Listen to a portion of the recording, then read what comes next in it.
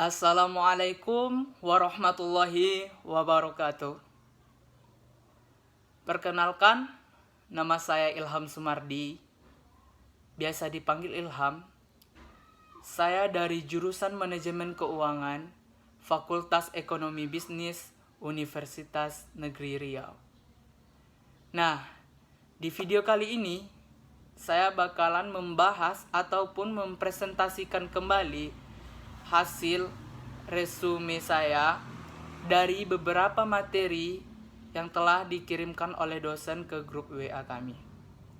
Nah, hasil resume pertama saya dari video itu berjudul "Apakah negara dapat mencetak uang untuk membayar utang?"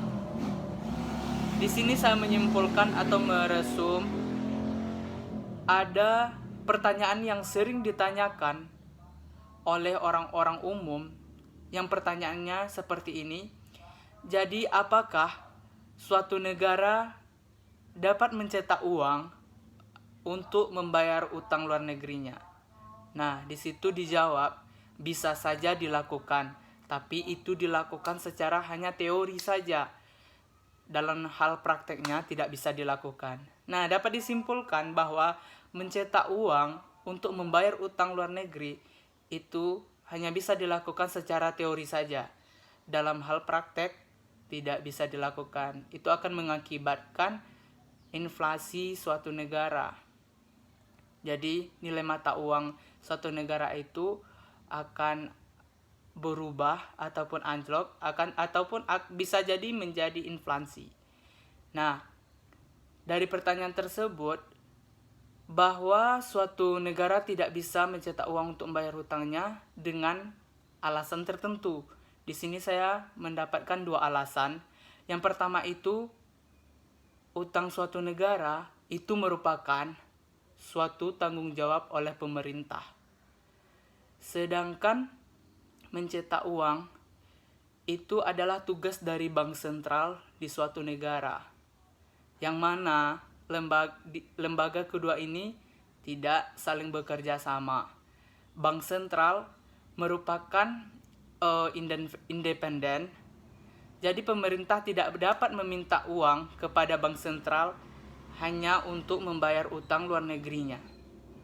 Tetapi jika kita mengasumsikan atau mengopinikan bahwa bank sentral sedang bekerja sama dengan pemerintah, maka pemerintah bisa saja mendapatkan uang dari bank sentral untuk membayar utangnya.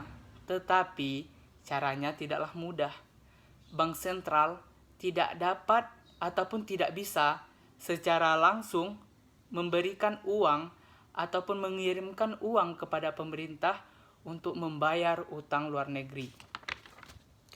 Nah, jadi cara yang biasa dipakai adalah pemerintah menerbitkan terlebih dahulu surat utang negara. Nah, dia menerbitkan terlebih dahulu surat utang negara, sedangkan dari bank sentral memberikan uangnya kepada bank komersial untuk dapat dibeli surat utang dari pemerintah tersebut. Dengan kata lain, pemerintah bisa saja melunasi utang luar negerinya, tetapi berganti menjadi utang dalam negeri. Itu sama saja, sama ataupun dinamakan sama-sama dengan utang. Karena itu, untuk mencetak uang bertujuan untuk membayar hutang tidaklah memungkinkan. Nah, harus difikirkan terlebih dahulu, karena konsepnya untuk mencetak uang itu ada suatu peraturan ataupun ada prosedur-prosedur yang harus dijalankan. Tidak boleh semena-mena suatu negara mencetak uang dalam sekali cetak itu secara berlebihan, apalagi hanya untuk membayar utangnya. Nah, di sini akan mengakibatkan suatu negara itu menjadi ataupun mendapatkan inflasi suatu negara. Karena jumlah uang yang beredar itu sangatlah banyak, tidak sesuai dengan peraturan-peraturan untuk mencetak uang ataupun prosedur-prosedur yang dilakukannya tidak sesuai. Nah, video selanjutnya itu dia membahas tentang what is country risk and why is it important. Dimana yang saya tangkap di dalam materi video ini, dia itu membahas tentang apa sih itu risiko negara dan mengapa itu penting. Nah, sebelumnya kita harus membahas terlebih dahulu pengertian ataupun konsep dari apa itu risiko negara. Yang pertama, risiko negara. Apa itu risiko negara? Adalah risiko negara membantu memahami risiko yang terkait dengan negara-negara tertentu.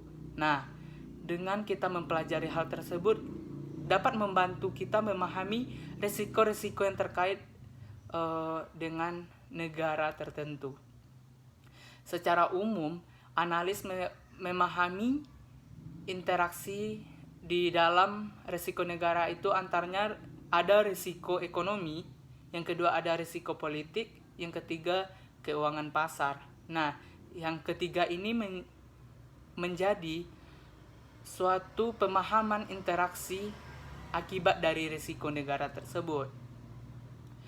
Nah, selanjutnya why is it important, atau disebut dengan mengapa itu penting.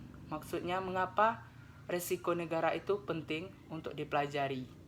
Nah, karena kita dapat memahami risiko dan dapat membantu kita mengukur dengan lebih baik lagi.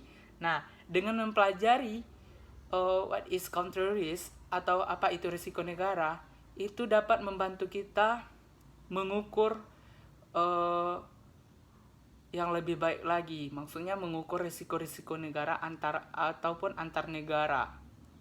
Nah, di situ juga termasuk pada aspek lingkungan bisnis, prospek ekonomi, prospek politik, dan prospek investasi serta risiko. Nah, ada 5 dalam ruang lingkup mengapa hal itu penting kita pelajari yang telah saya sebutkan tadi, yaitu membahas tentang lingkungan bisnis. Jadi risiko negara pasti berhubungan dengan lingkungan bisnis, prospek ekonomi, prospek politik, prospek investasi, dan risiko negara. Hal-hal tersebut adalah lumrah di dalam risiko negara. Jadi itu sangat penting kita pelajari tentang risiko negara dan mengapa itu penting untuk kita pahami sebagai acuan agar kita lebih dapat mengukur negara-negara dengan risiko yang lebih baik lagi. Nah, sekian yang dapat saya simpulkan dari hasil video-video yang telah dikirimkan dosen saya. Banyak maaf. Saya akhiri dengan Assalamualaikum warahmatullahi wabarakatuh.